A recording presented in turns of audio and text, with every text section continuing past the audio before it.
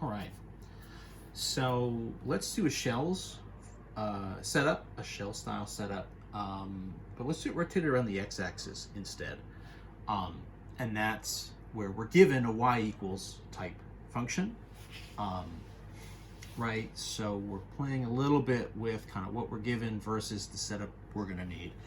Hopefully you remember from the disks section, last section, the kind of difference between rotating around in that section, the x-axis versus the y-axis, was a difference of perspective, sort of where you're setting up your interval, right, on the x-axis versus the y-axis, kind of then determines the type of picture you're drawing when you rotate, and then that means the radius is either going to be kind of in x terms or y terms, and then your whole integral, right, has to match your interval, either with respect to x or with respect to y. And so we have essentially the same kind of situation here, meaning that if I flip the type of rotation we're asked to do, so in this case, let's take, for example, right, our region. So we have y equals negative x squared plus 4, right, kind of a flipped over parabola that's shifted up. Bound it just in the first quadrant, so with, y equals 0, x equals 0, so we're talking about just this region here. I didn't even bother to sort of draw the rest of the curve, which obviously would sort of keep going. And then we're going to flip it around the x-axis. So from a shell's perspective, you might say, who cares? Let's just use disks, right? And I would say, I mean, sure, yeah, we're going to do that too. I'll show you what the disk version looks like. But stick with me, maybe we need to do a shells thing. Slash, I don't know, we just need to be smart and know how to do all the different variations here. We want to make sure we're capable of sort of doing things. We're trying to be almost ambidextrous, right? Where we're trying to train, both with respect to the x-axis and with respect to the y-axis. We're trying to get, some x and y ambidexterity going. Ooh, boy, I have no idea if that's the right way to say that. Anyway, I digress. So the perspective here, right, to sort of get a shell out of this is you want to look at it from the y perspectives. So you want to get a length going across here, and then that's what comes over and makes your shell. So now, almost rather than, it's a shell that's turned on its side, or, it looks like a tire or something, right? So the idea here now is our height values are sort of, x values, right? Are sort of x height values, and our radius values are y values. So this is going to be kind of an interval, from y value a to y value b. You're still going to have that same, right, 2 pi r times the height, but then it's going to be with respect to y. And what'll happen, right,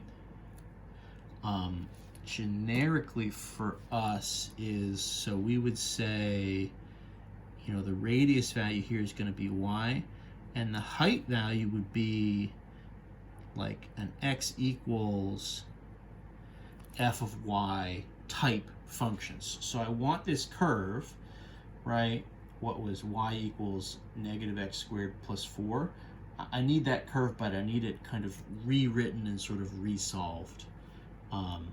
So let's rewrite y is negative x squared plus 4. We can just sort of do this off to the side. Little switcheroo. What do we want? I want a positive x equals, so let's do, x squared, right? So add x squared to both sides, maybe subtract the y. So this would be x squared is 4 minus y. So then x would be, right, the root of 4 minus y. So one way to write this curve, at least that section of it, would be to write it as x equals the root of 4 minus y. That version of it is correct, right? If you were trying to draw the version over here on the left, you would need the negative version of that root. Right, this is, from that perspective, like sort of a sideways parabola, and so it looks like a square root type function. So what's the interval? So what's the y interval? Well, it's going from 0 up to y value 4, right? 2 times pi times my radius, right? So the radius syncs up with the interval, right? It's whatever my radius is just the whatever the y value is, times the function, right? Which in this case is going to be the root of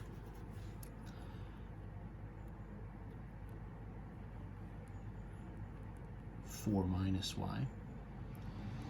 And then that whole thing is going to be with respect to y. This is an interesting one. This is a function that at first glance, or rather an integral at first glance, that you might think we can't integrate. It is doable. We're not going to go through the whole step right now because I'd also like to show you, well, I don't know, maybe we should. We haven't seen something like this in a minute. So simplify, this would be 2 pi comes out, right? So from 0 to 4, y times root of 4 minus y with respect to y. This is probably the point where you're saying, if this is some special interval, we definitely, or integral, we definitely shouldn't have done this. You've just screwed up at this point. Now you should just stop recording. And I would say, no. Trust me, of course, all this is on purpose and just as I planned it. Kind of. So to solve this, we're going to have to do a u substitution. One of our sort of good suggestions, right, is let u equal what's underneath your square root, right? In this case, 4 minus y, so that means, in this case, du dy would be -1, so du is like negative dy, or I guess said another way, right, means dy is negative du. Negative signs are not really a big deal. We can deal with that. We can change the boundaries too. All this stuff's still visible. Change the bounds. So u at y equals 0, right, would be 4 minus 0 is 4.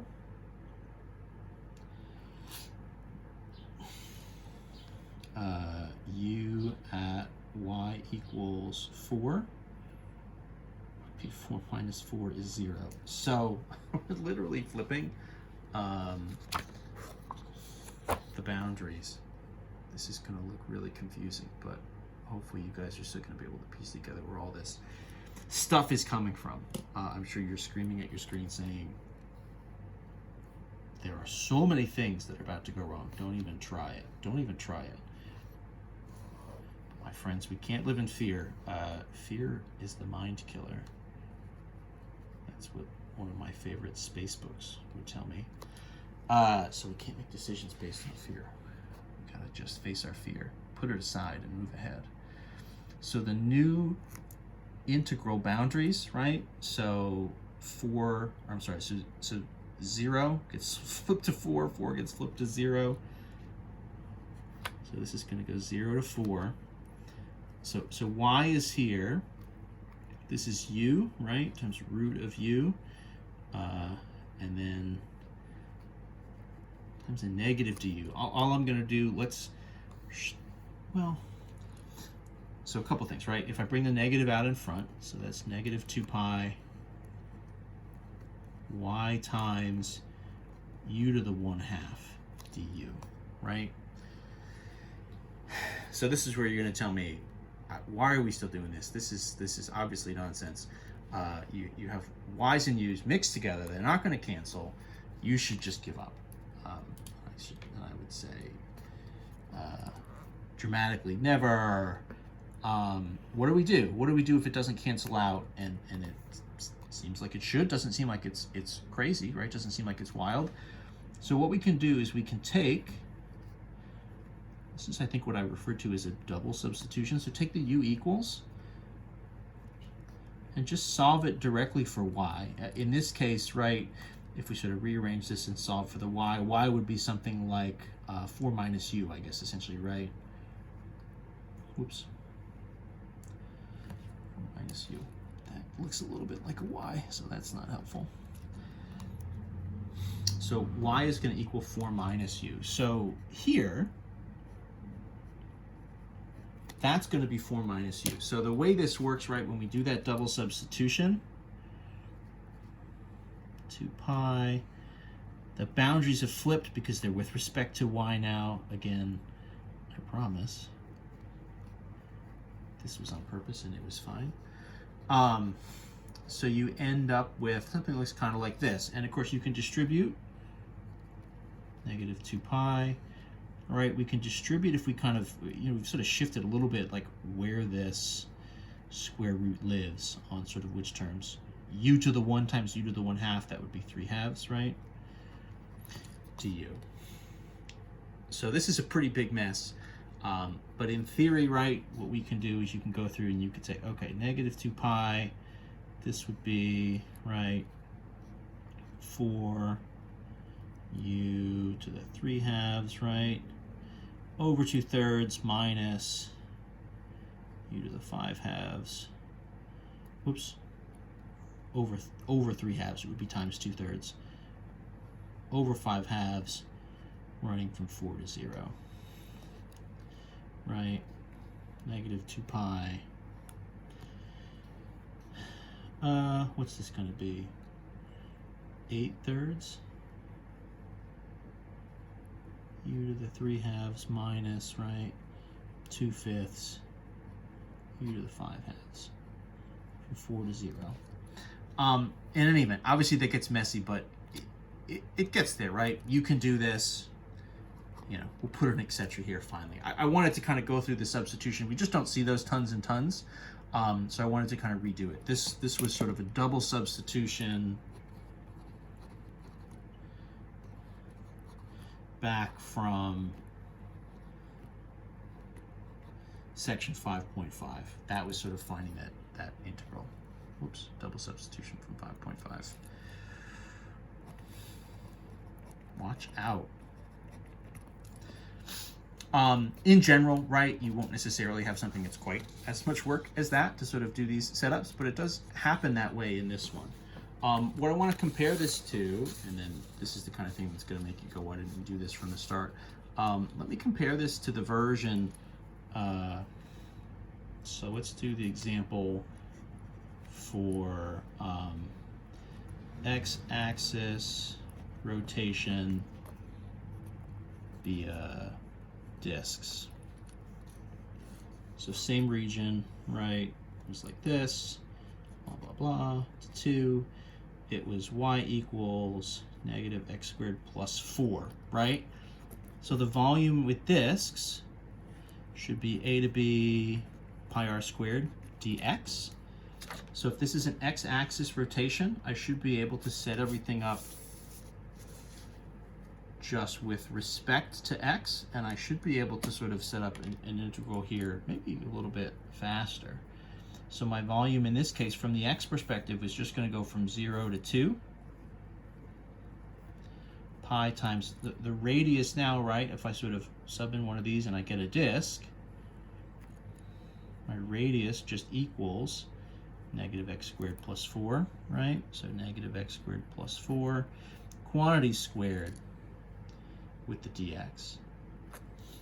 You would need to expand that. You could bring the pi out front. 0 to 2, this would be what?